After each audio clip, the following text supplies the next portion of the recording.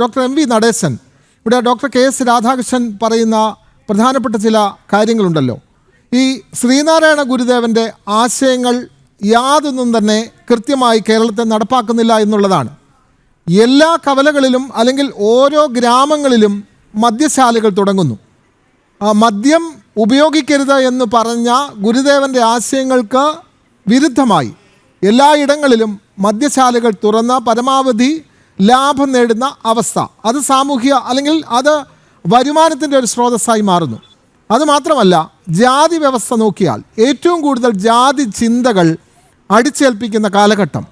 ഇതെല്ലാം മുന്നോട്ട് പോകുമ്പോൾ ശ്രീനാരായണ ഗുരുദേവൻ്റെ ആശയങ്ങളെ കേരളം അവഗണിക്കുന്നു എന്ന് തന്നെയല്ലേ പറയേണ്ടത് ഡോക്ടർ എം വി നടേശൻ?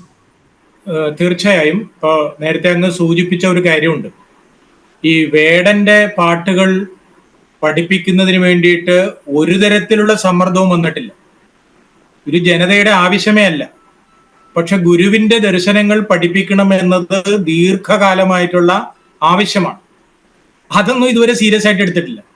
ഒരു കള്ളന്റെ ആത്മകഥയും ഒരു വേശ്യയുടെ ആത്മകഥയും എല്ലാം നമ്മുടെ കേരളത്തിലെ യൂണിവേഴ്സിറ്റികളിൽ പഠിപ്പിക്കുന്നുണ്ട്. എന്ത് സന്ദേശമാണ് അതിൽ നിന്ന് ലഭിക്കുന്നത്? അപ്പോ തികച്ചും എന്താ പറയാ, ഗുരുവിന്റെ ദർശനത്തെ വളരെ അവഹേളിക്കുന്ന തരത്തിലാണ് നമ്മുടെ സിലബസുകൾ കൈകാര്യം ചെയ്യുന്നത്. ഇതുപോലെ തന്നെ കേരളത്തിലെ സംസ്കൃത സർവകലാശാല, MG യൂണിവേഴ്സിറ്റി, കേരള യൂണിവേഴ്സിറ്റികളിൽ എല്ലായിടത്തും ഗുരുദേവ പഠന ചെയറുകളുണ്ട്. ഈ ചെയറുകൾ എന്താണ് ചെയ്തിരിക്കുന്നത് അല്ലെ ചെയ്തുകൊണ്ടിരിക്കുന്നത് നോക്കിക്കഴിഞ്ഞാൽ വളരെ അപഹാസ്യമാണ്. അതിനു വേണ്ടിയിട്ട് പണം ചെലവഴിക്കുന്നുണ്ട്, പക്ഷെ ഒന്നും ചെയ്യുന്നില്ല. കൃത്യമായിട്ട് നമുക്ക് അറിയാവുന്ന കാര്യമാണ്. പിന്നെ ഓപ്പൺ യൂണിവേഴ്സിറ്റി, അത് ഗുരുവിന്റെ പേരിട്ടുന്നത് മാത്രമേ ഉള്ളൂ. അതിൽ നമുക്കറിയാം അതൊരു ഡിഗ്രി ഉണ്ട്, ഗുരുവിന്റെ ദർശനത്തെ സംബന്ധിച്ച് പഠിപ്പിക്കാനുള്ള ഒരു ഉണ്ട് എന്നുള്ളത് വലിയ മഹാകാര്യമാണ്. പക്ഷെ നമുക്ക് വേണ്ടത്, ഇപ്പൊ നമ്മുടെ കേരളത്തിലും ഫിലോസഫി എന്ന് പറയുന്ന ഒരു ഡിപ്പാർട്ട്മെന്റ് ഉണ്ട്. ആദരണീയനായ രാധാകൃഷ്ണൻ സാറ് ഫിലോസഫിയുടെ അധ്യാപകനാണ്. ഈ ഫിലോസഫി പഠിപ്പിക്കുന്ന ഏതെങ്കിലും സിലബസിൽ അല്ലെങ്കിൽ പഠിച്ചു പുറത്തിറങ്ങിയ ഏതെങ്കിലും ഒരു വിദ്യാർത്ഥി അല്ലെങ്കിൽ അധ്യാപകൻ ഗുരുവിന്റെ ദർശനമാല എന്ന് പറയുന്ന കൃതി, ആത്മോപദേശ ശതകം എന്ന് പറയുന്ന കൃതി, തേവാരപ്പതികങ്ങൾ എന്ന് പറയുന്ന കൃതിയുടെ ഉള്ളടക്കം വായിച്ചു പറയാൻ കെൽപ്പുള്ള ആരെങ്കിലും ഇന്നോളം പുറത്തിറങ്ങിയിട്ടുള്ളതാണ്? ഇല്ല, ഇറങ്ങിയിട്ടില്ല. എന്നാൽ ഈ ദർശനമാല എന്ന് പറയുന്നത് കൃത്യമായി നമ്മുടെ നാട്ടിൽ ഉണ്ടായിട്ടുള്ള എല്ലാ തരത്തിലുള്ള ദർശനങ്ങളെയും സ്വാംശീകരിക്കുന്നതാണ്. അത് നമുക്ക് ദ്വൈതത്തെയും അദ്വൈതത്തെയും വിശിഷ്ടാദ്വൈതത്തെയും ബൗദ്ധ ദർശനത്തെയും എല്ലാത്തെയും നമുക്കതിൽ കാണാൻ സാധിക്കും. നടരാജഗുരുവിന്റെ ഭാഷയിൽ പറഞ്ഞാൽ അത് മൂല്യവർദ്ധിതമായി ബ്രഹ്മവിദ്യയെ അവതരിപ്പിച്ചിട്ടുള്ളതാണ്.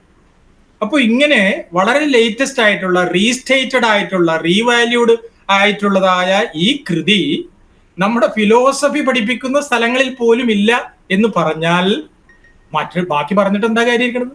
അപ്പൊ അതുകൊണ്ട് വിദ്യാഭ്യാസത്തെ കുറിച്ച് വളരെ കൃത്യമായി, അതായത് ശിശു വിദ്യാഭ്യാസം മുതൽ തൊഴിലധിഷ്ഠിത വിദ്യാഭ്യാസം മുതൽ സ്ത്രീ വിദ്യാഭ്യാസത്തെ കുറിച്ചൊക്കെ പറഞ്ഞിട്ടുണ്ട്.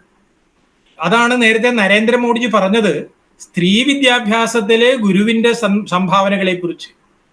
അദ്ദേഹം അവിടെ പറയുന്നുണ്ട്, ആത്മനിർഭരതയുടെ വലിയൊരു മന്ത്രമായിട്ടാണ് ഒരു ജാതി ഒരു മതം ഒരു ദൈവം എന്നതിനെ കാണുന്നത് അദ്ദേഹം. അപ്പോൾ ഞങ്ങളത് നടപ്പിലാക്കാൻ പോകുന്നു, അതിന് ഫണ്ട് വകയിരുത്തുന്നു, ഇംപ്ലിമെന്റ് ചെയ്യുന്നു എന്ന് പറയുമ്പോൾ വളരെ ആത്മാർത്ഥമായ പരിശ്രമമാണ്. ഇത് ഈ പറയുമ്പോൾ എനിക്ക് ഒരു കാര്യം കൂടി കൂട്ടിച്ചേർക്കാനുള്ളത്, സംസ്കൃതത്തിൽ എഴുതിയിട്ടുള്ള കൃതികൾ ഇന്ത്യയിലെ യൂണിവേഴ്സിറ്റിയിൽ പഠിപ്പിക്കുന്നതിന് വേണ്ടിയിട്ട് 1 കോടി രൂപ ഞാൻ ഇൻഡിപെൻഡന്റ് ഡയറക്ടറായിരുന്ന RVNL നിന്നും അത് കൊടുക്കേണ്ടായി.